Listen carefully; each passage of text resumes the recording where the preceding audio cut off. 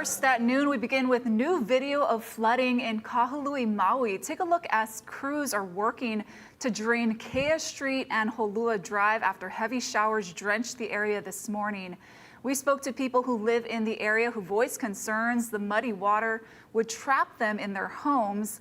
At one point, the rain was falling at 2 to 3 inches per hour. Now, the good news is that the rain is backing off a bit. A flash flood warning was just taken down for windward Maui.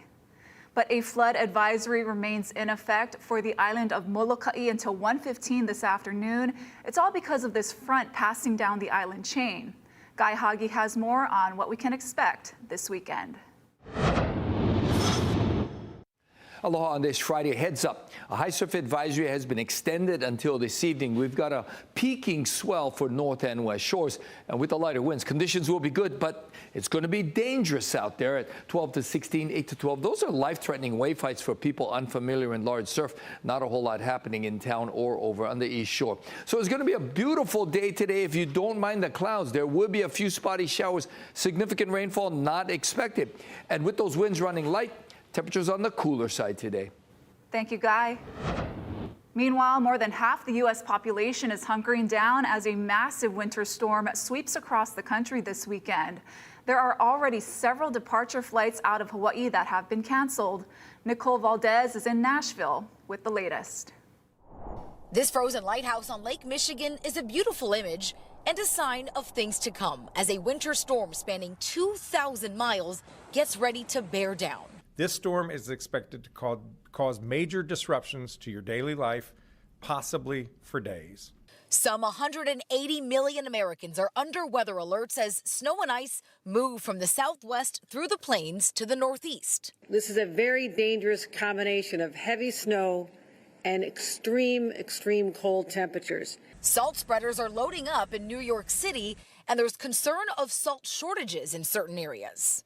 The problem that we are seeing, as well as other cities in the Northeast, is that the southern cities who usually don't get hit with salt are purchasing more and more salt over the last few days. What you see behind me, that is a massive ton of salt, and really just a fraction of the several thousand tons that they have across the city ready to go for truck drivers to try to get onto the roads as soon as that winter weather starts to move in. Whether it's canned goods or ice melt, shoppers in the Ozarks stocked up. It is a little stressful, especially if we lose power and there's no heat. This hardware store in Murfreesboro, Tennessee has been a hot spot for days.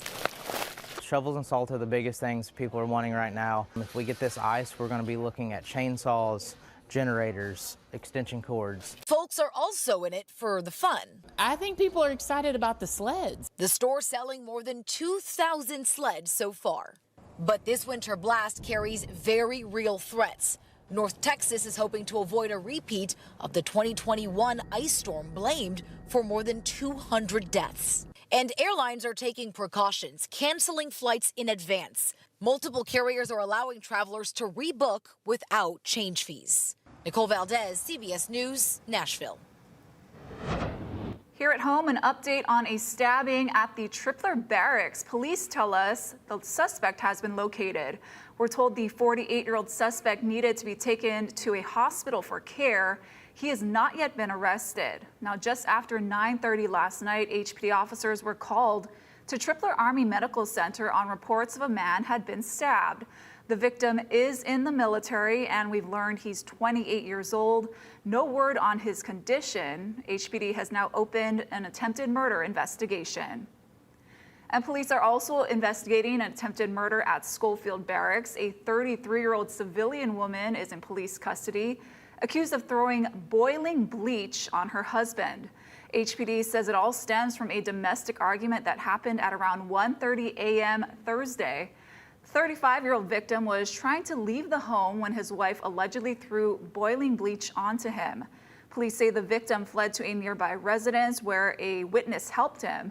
Medical personnel took the man with severe burns to a nearby hospital. The military community says the details are just horrific. It's a combination of shock, a lack of understanding how it gets to this point, disbelief, looking at commands for what role they could have played in the prevention. That level of pain, that's unimaginable. It's so layered. You never know how those things unfold, what could have precipitated it if there's a long history of abuse. U.S. Army Garrison Hawaii would not provide more details about the case, but says HPD has the lead on the investigation. Hawaii Islands Police Commission has announced the 8 finalists vying to be the county's next chief of police. They include 2 from the department, Interim Police Chief Reed Mahuna and Assistant Chief Kenneth Cuyocho.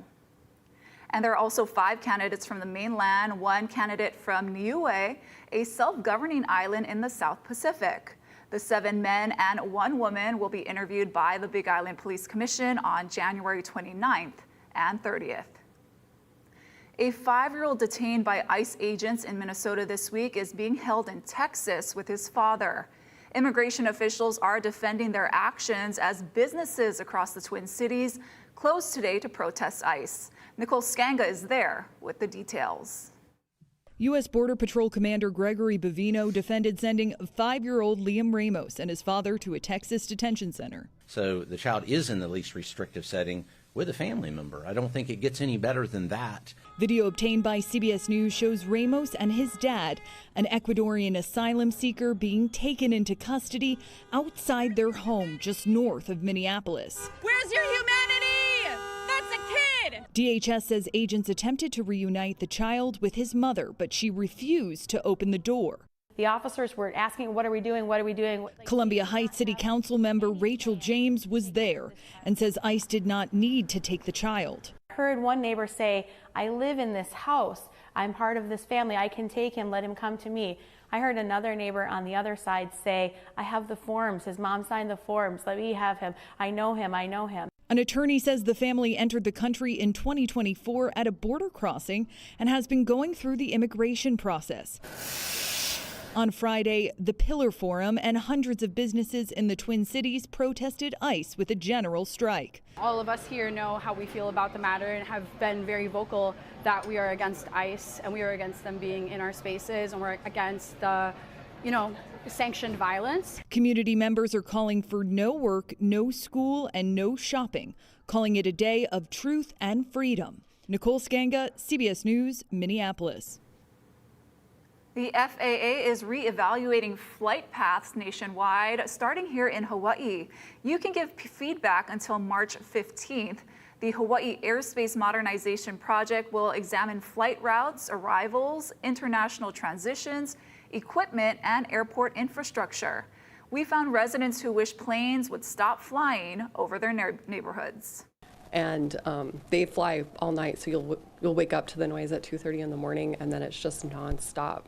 So, we have to throw some realism into the whole process. And, they're somewhat limited in what they can do. I mean, the runways are still pointing in the same directions they were before. So, the general flight paths are going to be similar, but maybe there's some modest modifications that can be done. Kaimuki and Ewa are 2 communities often exposed to low-flying aircraft, as the Daniel K. Inouye International Airport handles about 700 departures and arrivals every day. An invasive moth has already spread through the islands of Maui and Hawaii and was recently detected on Oahu. Now, for the first time, a single live Ramie moth caterpillar was reported on Kauai. Ben Gutierrez tells us experts believe there are likely more. These guys are prolific egg layers. They will lay hundreds to 200 eggs. A single female can do that. Yeah, so they can cause huge devastations. Researcher Michelle Au has been studying Ramie moths since they first appeared on Maui in 2018. They showed up on Hawaii Island in 2020, on Oahu last year, and now this Ramie moth caterpillar appeared in an undisclosed location on Kauai last month. They can grow longer than 4 inches. Au has summoned her lab at UH. They do this really interesting wiggling when it's like a defensive mechanism that they have. He is about 7 centimeters. The caterpillar has a voracious appetite and can quickly defoliate nettles, including the native mamaki, whose leaves are grown and sold for tea in the islands. They also threaten the native Kamehameha butterfly, which feeds on the same plants. Thankfully, birds like to feed on the rammies. They figured out that even though this caterpillar is wiggling about, regurgitating this like green fluid to try and defend off these predators, they're still figuring out that they're tasty and that they can eat them. The caterpillars are also attractive to ants, and mites like their eggs. Al says that's why, although they have been spreading rapidly, they haven't completely wiped out their native competitors. How many of them are here? Al says it's hard to know for sure, but at this point, assume they are part of our ever-adapting ecosystem. Wherever there's a host plant, there's a potential for them to be there, and we can't survey everything, especially when there's a lot of wild populations of mamaki and other nettles. Officials still want to prevent a rapid spread into native forests. We have more information on the moths and their caterpillars and how to report them on our website. Ben Gutierrez, Hawaii News Now.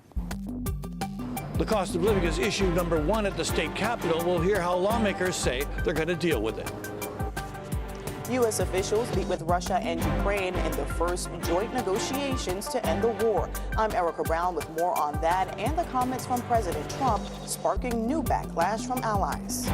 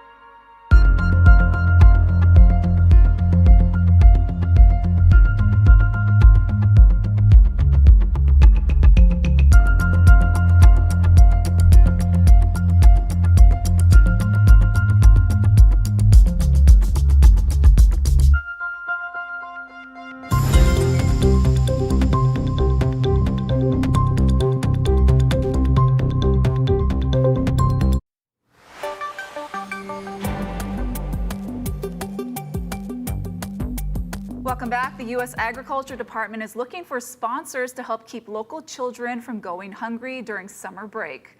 Schools, public agencies, churches, and private nonprofit organizations can apply to the Summer Food Service Program.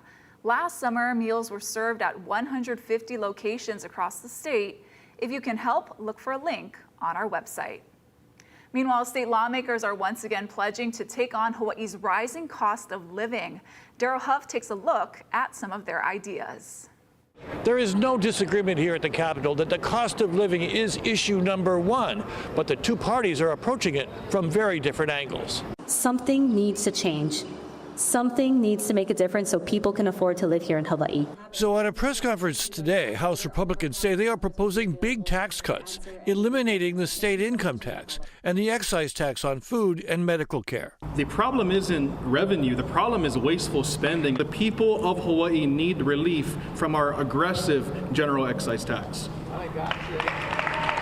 Asked how they'd balance the budget without the tax revenue, they say it doesn't matter because the Democrats won't pass it anyway. I've been in office for 14 years now, and there has not been one Republican caucus bill passed during that time. After they did pass income tax relief 2 years ago, Democrats say the state cannot reduce taxes more. So there's so much uncertainty, and so that's why we have to build in that cushion. Where both sides agree is that housing costs are the biggest burden on families. One focus of both parties is keeping the Department of Hawaiian Homeland's accelerated construction program going. That's affordable housing. That's housing for people who really desperately need it.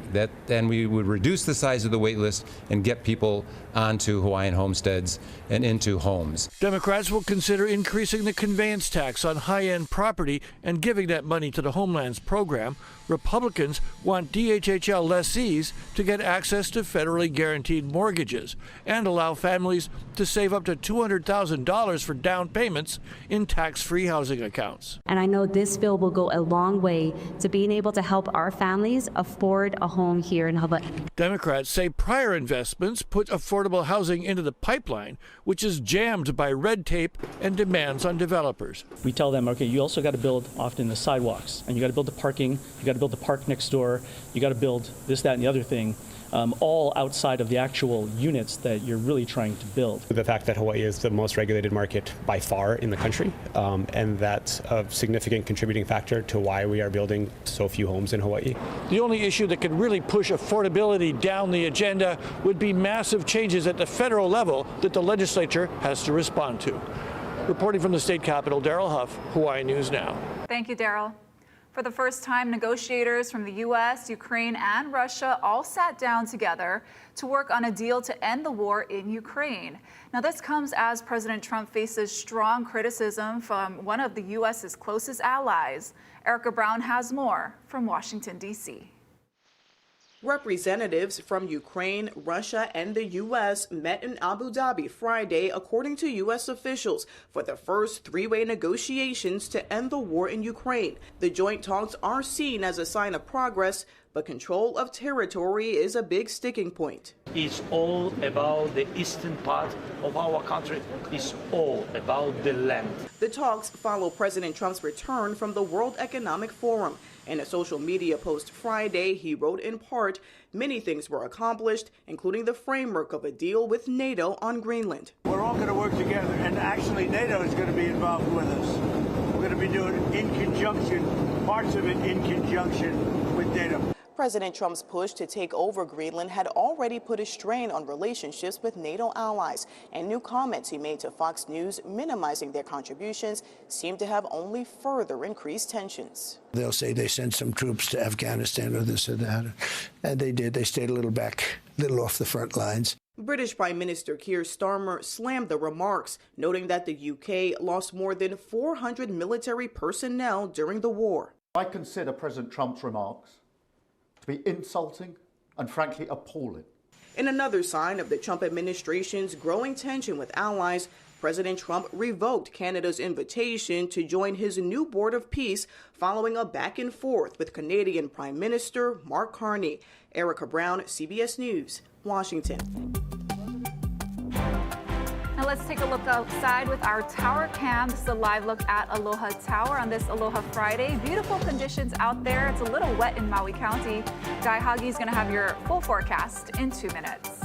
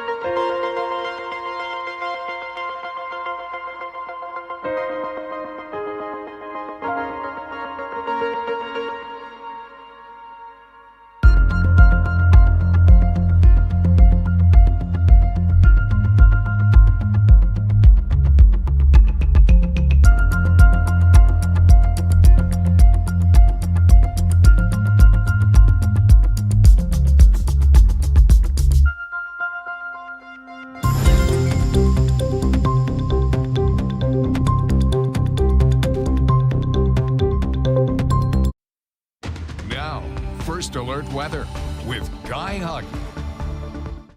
Happy Aloha Friday. The blanket of high clouds continues to sit over the state, expected to persist through the weekend. So don't expect a whole lot of sunshine through the weekend, but don't expect a lot of rain either. There will be some scattered showers for the central part of the state, not a washout at all. And you can see for the most part on the tips, Hawaii Island and Kauai still very dry. And the winds will run slow, at least for the next couple of days. Stronger winds are due in from the next front, but that's not until maybe Monday. So with those lighter winds, there might be some air quality issues. Otherwise, it's going to be a pretty nice day if you don't mind the clouds, and I don't. So it's going to be a cloudy day. There won't be a lot of rain, but there will be a few spotty showers, and the winds will run light. And with all the cloud cover, temperatures likely only getting into probably the low 80s, upper 70s. Now, as far as the surf, it's big, it's dangerous, but it's good if you're a big wave surfer, especially in the morning. 12 to 16, this swell is peaking today, 8 to 12 on the west side. And there are multiple swells coming, and even larger swell is due Tuesday night into Wednesday. That swell will likely extend that high surf advisory, maybe even get to near high surf warning levels. So we've got cloudy skies through the weekend, not a lot of rain, but there will be another source of rain coming Sunday night, clearing by Monday very quickly. So not anything in the way of major rain producers, but it will be a little damp from time to time for a handful of windward spots. Much drier on Monday, and Monday, once that front moves through, we'll get a brief shot of breezy trade winds slowing down on Tuesday. Thank you, Guy. Still to come, an event this weekend could inspire your next big remodeling project. Casey Lund has the details in 2 minutes.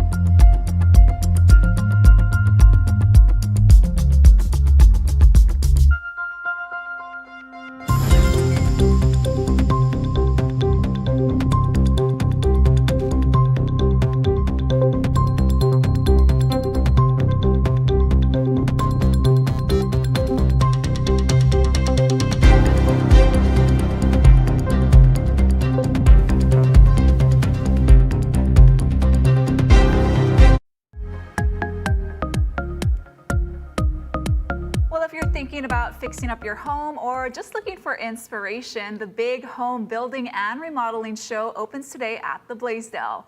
It brings together contractors, designers, even food vendors. Casey Lund takes us there. Oh, well, aloha from my beautiful new kitchen slash bath. Shout out to VC Flooring and Stone. This is an awesome display though. There's all kinds of new modern stuff. Even check this out. You can change the color and temperature of your mirror. So you can look better. Isn't that cool? There's so much cool stuff to see here. Come with me. We're at the Blaisdell. We're at the Blaisdell, and man, there is just about everything you need here. If you wanted to upgrade to solar, if you wanted to downsize, if you wanted to build a new closet space, it's all here. There's also the fire department, the police department, thinking about home security, making your home weather resistant. The flood zones are changing. All those resources are right here, all that information, thanks to Building Industry Associates. I've got the CEO, Roseanne Freitas, with us. Thank you for being here. This is the calm before the storm, because things are going to kick off this afternoon. Oh, we are excited. This is something, if you're a homeowner, you honestly can't afford to miss, because there's so many resources here. There is. I mean, you just mentioned it coming Yeah. here, just all down, and that's just part of one aisle. So it really does touch on every aspect of the home, like our Yeah, Atlas you want to talk about Construction. Atlas Construction? I know they're a big part of making this happen, right? They are. They're our headline sponsor. So it's through these companies that take their time and, of course, invest that makes this happen for our community. So it's a great place to come and look for those things you want. And you saw yourself. Yes, Cool there's things. cool stuff here. I love this. Even though I'm not a homeowner anymore, it's it's fun to dream, and it kind of makes you think about what's possible. Okay, tell me, before we get to a couple other things we're going to talk about, there's all kinds of stuff, not just for the person that's dreaming about their home. Bring the kids down here. If you drag your husband, even if he doesn't want to come, there's the ESPN Fan Cave, right? Tell us what else is going on other than just all this awesome home improvement remodeling stuff. So yes, so the husband has no excuse for Yeah. not coming. We are showing both games here on Sunday. There you go. So you can sit in the ESPN Fan Cave and just watch the game. But we also have some fun cakey activity with HPD and the fire department. So bring your cameras, because you can get a picture of your kid with some of Yeah. that gear on. One other fun thing we're featuring is the virtual reality closet situation. Exactly, because sometimes it's hard to visualize, especially if you look at a blueprint, right? But to be able to put it on and see before you invest, I think that's the big thing. You can see what that space is going to look like in your place. Yeah, and I think that's a really unique thing to be able to do, and you get to come down here and kind of talk to the people about how that would look. Last question too, there's tiny homes here. When I buy my property in Puna on the Big Island, I'm going to get one of these tiny homes, I tell you. It is beautiful. It really is a nice space, and it really can be a great answer for our housing crisis. Yeah, and so tell me real quick details before we go, times, all that stuff, and what people should know if they want to come down. Okay, Friday, Saturday, Sunday, you can go online to biahawaii.org, where you can get a coupon to get $3 off coming in the door. And then for our Kapuna, it's Kapuna Sunday, so they can come on in at $5. And we've got both the playoff games. Mahalo to Atlas Construction. I know they did a lot to pull this all off. Thank you for being with us, Roseanne. Thank you. This morning. And there's so much to talk about, so much to see. Again, things kicking off today at 4 p.m. right here at the Blaisdell. We'll send things back into the studio for now. Thank you, Case. And thanks for watching. This is Now. More news first at 4 right here on KHNL. Aloha.